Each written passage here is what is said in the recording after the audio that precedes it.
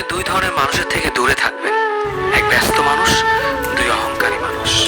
কারণ ব্যস্ত মানুষেরা নিজের ইচ্ছে ছাড়া কথা বলে না, আর অহংকারী মানুষেরা নিজের স্বার্থ ছাড়া পাশে থাকে না। কিছু কিছু সম্পর্ক শেষ হয়েও হয় না। একজন হয়তো অনেক বদলে যায়, কিন্তু অন্যজন সে সম্পর্কের বোঝাটা বয়ে বেড়ায় সারা জীবন। যে তোমাকে ভালোবাসে তাকে কখনো ঘৃণা করবে না, যে তোমাকে বিশ্বাস করে তাকে কোনোদিনও ধোঁকা দিও না।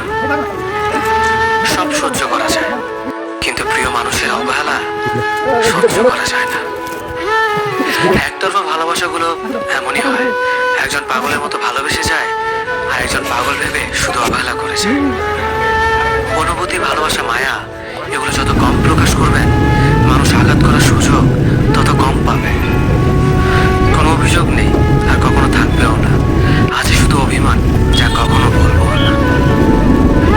সময়ের সাথে যদি কোনো সম্পর্ক নষ্ট হয়ে যায়, তাহলে বুঝে নিও সে সম্পর্কে ভালোবাসা নয়, প্রয়োজন ছিল। সম্পর্ক কখনো তৃতীয় ব্যক্তির জন্য ভাঙে না। সম্পর্ক ভাঙে তার জন্য যে তৃতীয় ব্যক্তিকে প্রশ্রয় দিয়েছে। সত্যিকারের ভালোবাসার মানুষ তো সেই যে ঠান্ডা লাগা গলা আর কান্না ভেজা গলার পার্থক্যটা বোঝে। আঘাত ছাড়া জীবনে কখনো উন্নতি করা যায় না। জীবনে যত আঘাত পাবে, ততই কাছের মানুষগুলোকে চিনতে পারবে।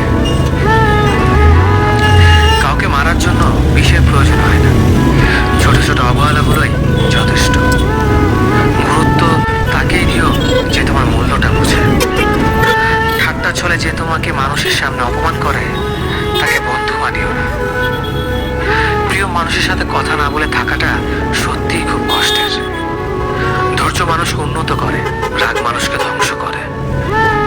জীবনে তিনটি কথা মনে রাখবেন, যে তোমাকে বিপদের দিনে সাহায্য করেছে তাকে কোনোদিনও ভুলবে না। মায়া ত্যাগ করতে শেখো, দেখবে কষ্ট এমনিতেই কমে যাবে। যে যত বেশি ভালো ও সরল মনের মানুষ হয়, তাকে তত বেশি কষ্ট সহ্য করতে হয়। এটাই দুনিয়ার নিয়ম। নিজেকে এমন ভাবে তৈরি করো যে তোমাকে ছেড়ে চলে গেছে সে যেন তোমার জীবনে ফিরে আসার জন্য আফসোস করে।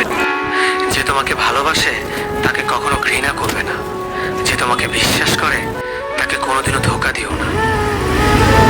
সব সহ্য করা যায়, কিন্তু প্রিয় মানুষের অবহেলা সহ্য করা যায় না। একতরফা ভালোবাসাগুলো এমনই হয়, একজন পাগলের মতো ভালোবেসে যায়, আর একজন পাগল ভেবে শুধু অবহেলা করে যায়। অনুভূতি, ভালোবাসা, মায়া এগুলো যত কম প্রকাশ করবেন, মানুষ আঘাত করার সুযোগ তত কম পাবে। কোনো অভিযোগ নেই, আর কখনো থাকবেও না। আছে শুধু অভিমান, যা কখনো